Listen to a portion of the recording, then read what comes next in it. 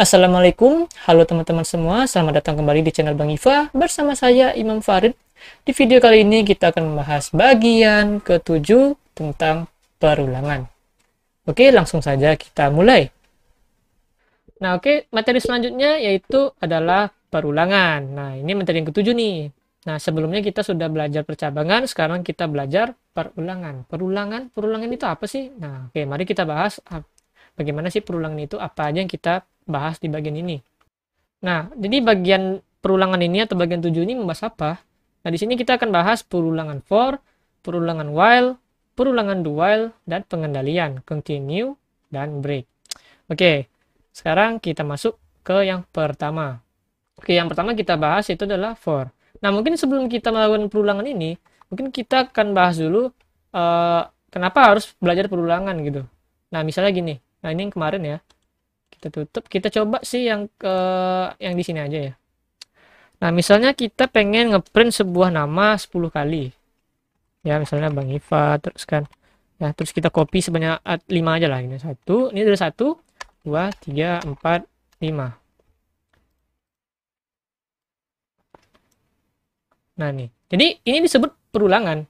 Nah, kalau misalnya kita pengen mengeluarkan sesuatu tuh sebanyak ribuan kali atau jutaan kali, ya nggak mungkin lah kita menggunakan ini terus di copy sebanyak mungkin gini sampai gitu kan ribuan kali gitu. Jadi ini kan waste gitu kan, waste of time, waste of memory. Nah, nggak sih ya, itu tuh sebenarnya ada caranya untuk melakukan itu lebih mudah. Nah, oleh karena itu kita belajar perulangan. Nah, jadi yang pertama itu kita belajar perulangan for. Nah, oke, jadi yang pertama itu adalah for.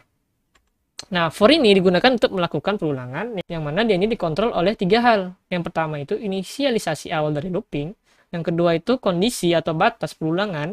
Atau bisa dibilang sih dia bakal berhenti kapan gitu. Jadi kita kasih batas nih. Kemudian yang ketiga itu ada increment dan decrement. Nah, ini increment dan decrement ini ya kita belajar sebelumnya itu adalah operator matematika tunggal. Nah, yang mana increment itu yang plus-plus, decrement yang minus-minus. Nah, jadi bagaimana sih format for itu? Nah, format for itu seperti ini.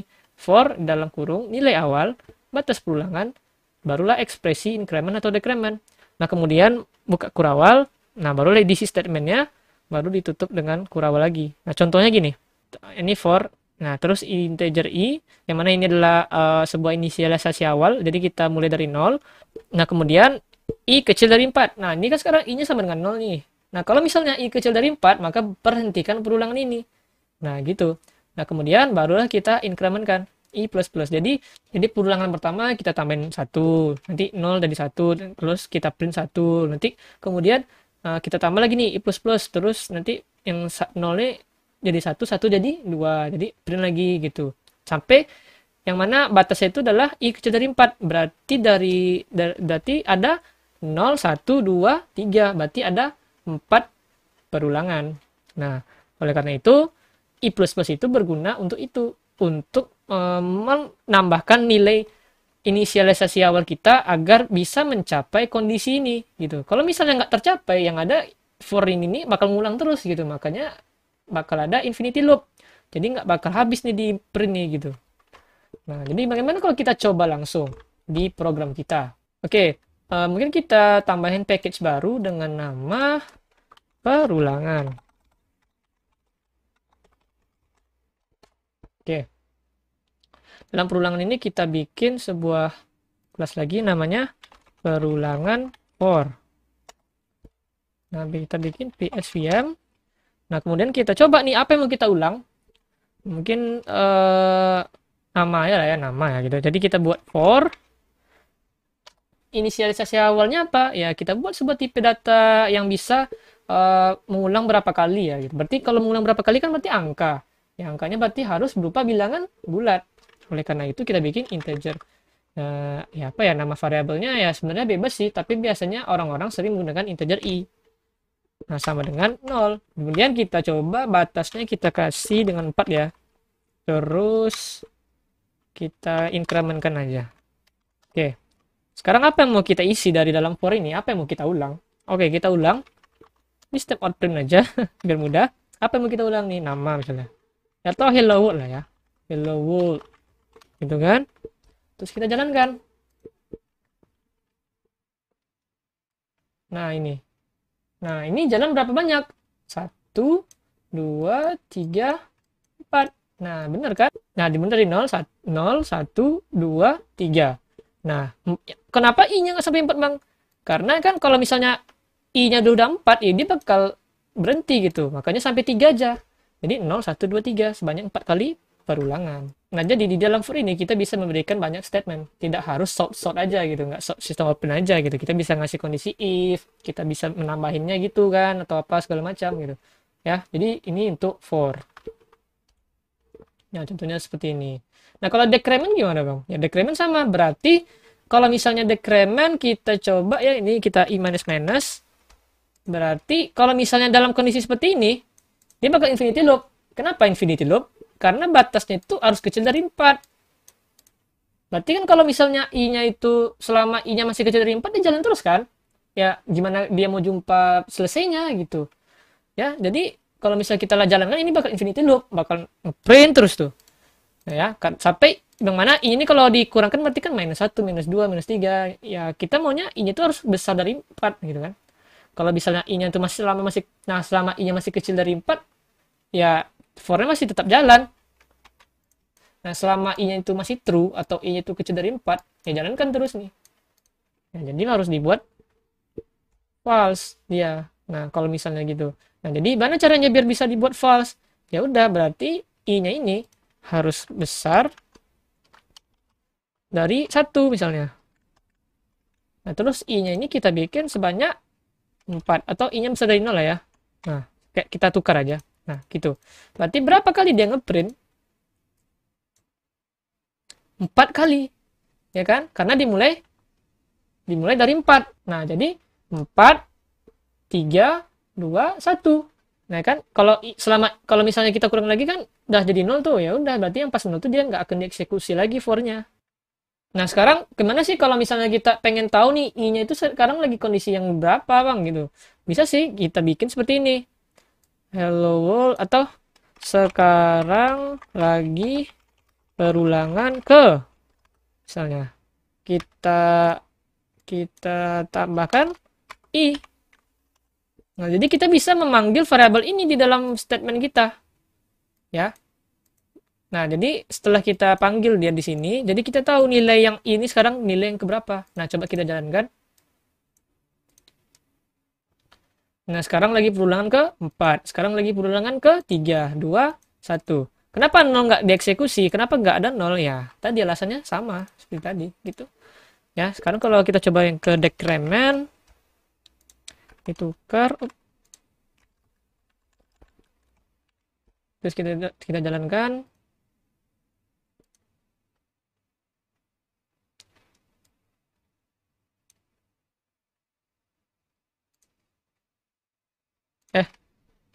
Kecil dari 4 ya, maaf, besar dari 4, kita jalankan.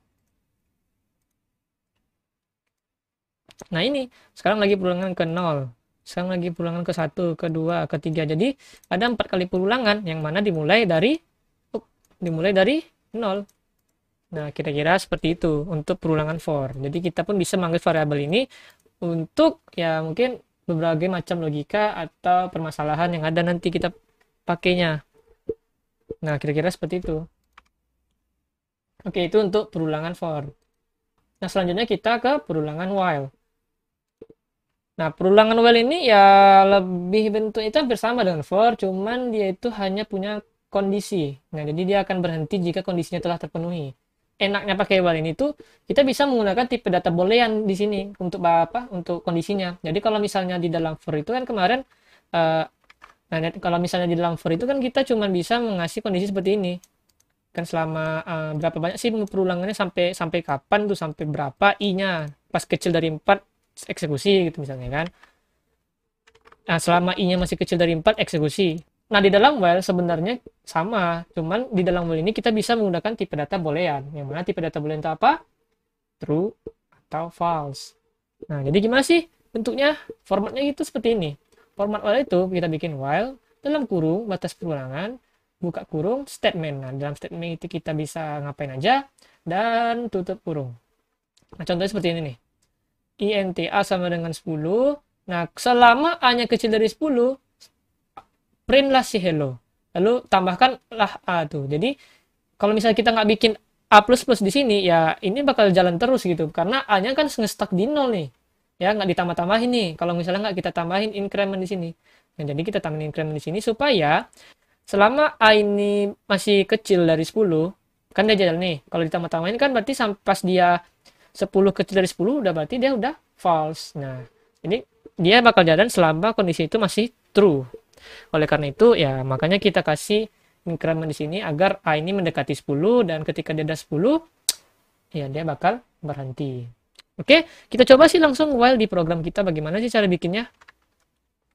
Nah, ini yang tadi kita bikin yang for, kita bikin kelas baru lagi dengan nama perulangan for. Oh, salah.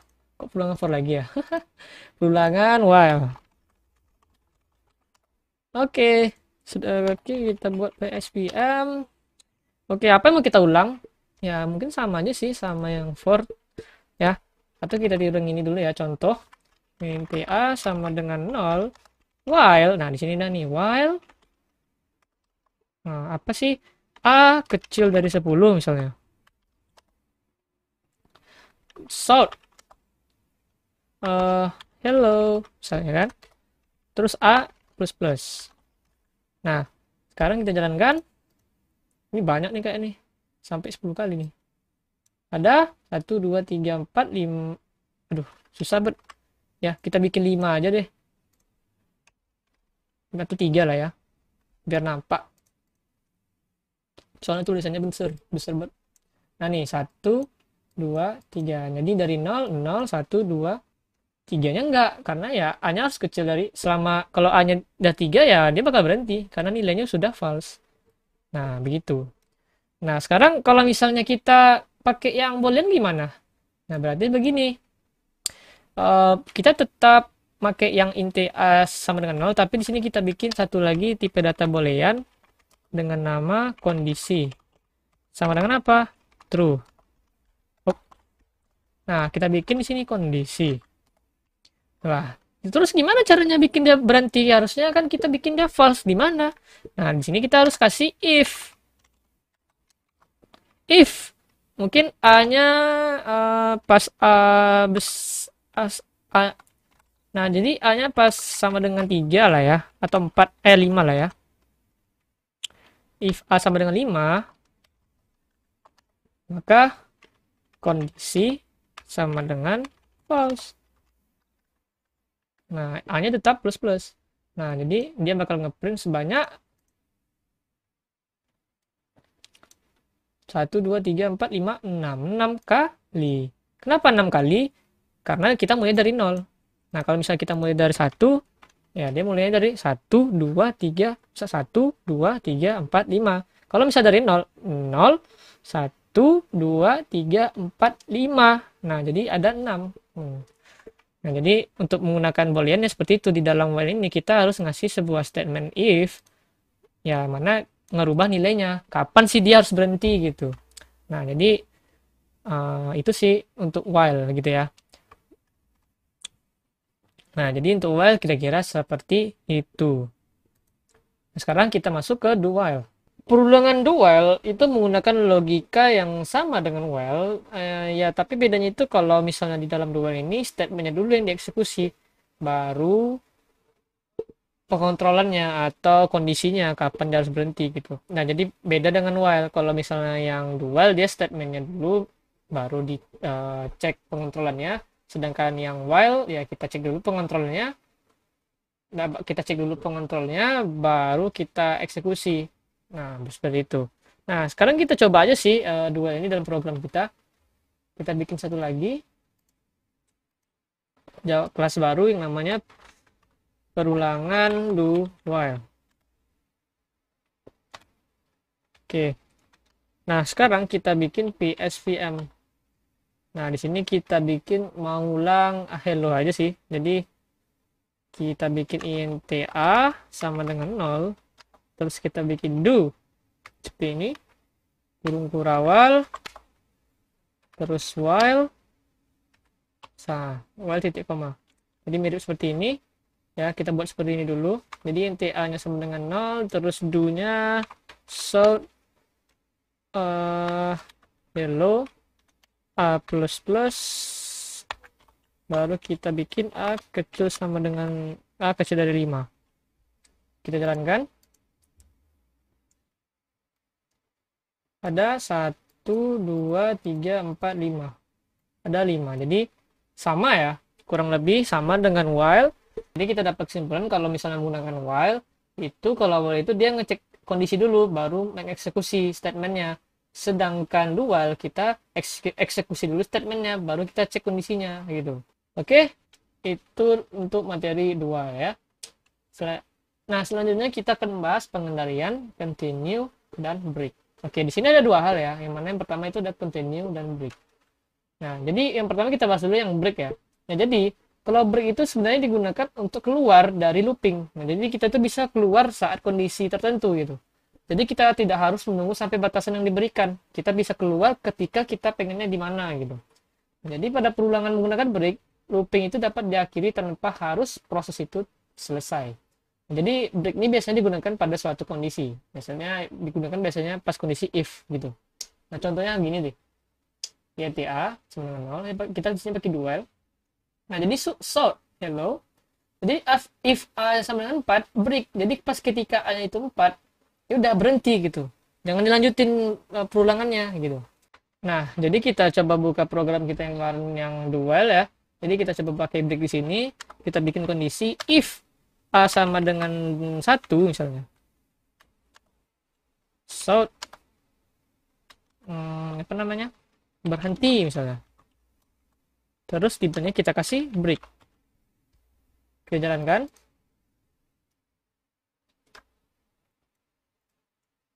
Nah, ini hello berhenti gitu. Jadi pertama A-nya 0 dieksekusi, terus A-nya 1 eksekusi. Jadi pas A-nya 1, ini kan eksekusi yang A1, terus ini A-nya 1 nih, berhenti gitu. Nah, kita kasih break. Dengan kode break kita bisa memberhentikan kondisi looping gitu. Sebenarnya teman-teman bisa lihat di switch case juga ya. Kita buka file kita yang switch case itu berada di percabangan switch case. Sini juga kita menggunakan break. Nah, jadi fungsi break ini itu kita memberhentikan suatu proses gitu. Jadi pas kita case 1 nih misalnya kan, pilihan case 1 gitu, kita eksekusi ini, tapi kita break gitu. Jadi kita tuh cuma sampai sini aja, yang bawahnya jangan dieksekusi lagi gitu. Kurang lebih sih gitu untuk yang break. Kalau misalnya untuk switch case. Nah, kalau misalnya kita hapus breaknya, ya kalau pada switch case itu ya, kalau kita gimana sih breaknya gitu kalau di switch case. Nah, sebenarnya nggak error gitu. Cuman kalau misalnya kita jalankan, kita pilih nomor 1, maka yang terjadi adalah, nah, kita bakal memiliki 2 print di sini. Teknik informatika dan teknik industri. Nah, alasannya kenapa kita bisa memprintkan teknik industri? Karena kita tidak memberikan break di sini. Jadi yang bawah ini dieksekusi oleh si switch case ini. Nah, makanya karena itu kita harus memberikan break di sini. Nah, itu untuk switch case. Nah, kalau sedangkan untuk perulangannya sama, kita memberikan break di sini. Jadi kita membuat suatu kondisi yang mana kita bakal berhenti di suatu kondisi tersebut gitu. Nah, contohnya ya pakai if. Nah, ini kan if tunggal nih. Nah, jadi kalau misalnya if A sama dengan 1, ya udah berhenti. Kira-kira seperti itu untuk yang break. Oke? Apabila teman-teman sudah paham, kita bisa lanjut ke bagian continue. Nah, jadi continue ini berbalikan dengan break. Ya, bukan berbalikan sih. Kalau break itu kan kita berhenti nih. Nah, kalau continue itu lebih tepatnya kita melangkahi. Melangkahi gimana? Nah, jadi gini. Kita tuh pas kita, misalnya pada satu kondisi, kita tuh nggak eksekusi kondisi tersebut gitu. Jadi ya, jadi kita tidak mengeksekusi suatu proses apabila kita melabelinya dengan continue. Nah, contohnya gini. For I sama dengan 0, I kecil dari 5, I plus plus. Jadi ketika I itu sama dengan 2, bikin lompat, continue. Jadi yang ini nggak bakal dieksekusi. Nah, jadi kita coba langsung di sini. Di sini menggunakan for, kita buka kembali for ya. For. Nah, jadi kita coba seperti ini ya. Jadi ketika if i sama dengan 2, kita bikin sort loncat si continue. Nah, di bawahnya ini kita bikin tadi sort hello aja ya. Jadi kita bikin tanda di sini meloncat ke perulangan selanjutnya. Nah, jadi kita jalankan hello hello loncat hello. Nah, jadi continue itu ya seperti itu. Kita bakal meloncat ke perulangan selanjutnya. Jadi yang bawahnya nggak dieksekusi gitu. Ya, dia tetap melakukan proses perulangan, cuman kalau continue itu ya dia loncat gitu. Kalau break kan kita berhentinya ya. Kita lihat tadi di dual ya. Ini di sini tuh berhenti. Maka kita tandai break ini memberhentikan perulangan pada suatu kondisi. Nah, jadi kira-kira itu untuk break dan continue. Oke? Oke, bagian perulangan kita sudah selesai. Oke teman-teman, kita telah selesai mempelajari bagian ke-7 tentang perulangan. Di bagian selanjutnya, kita akan mempelajari tentang array. Terima kasih kepada teman-teman yang telah menonton video ini, dan apabila teman-teman menyukainya, silahkan di-like, dan apabila bermanfaat, silahkan di-share, dan jangan lupa klik tombol subscribe beserta loncengnya, guys. Oke, terima kasih, dan sampai jumpa di video berikutnya. Assalamualaikum.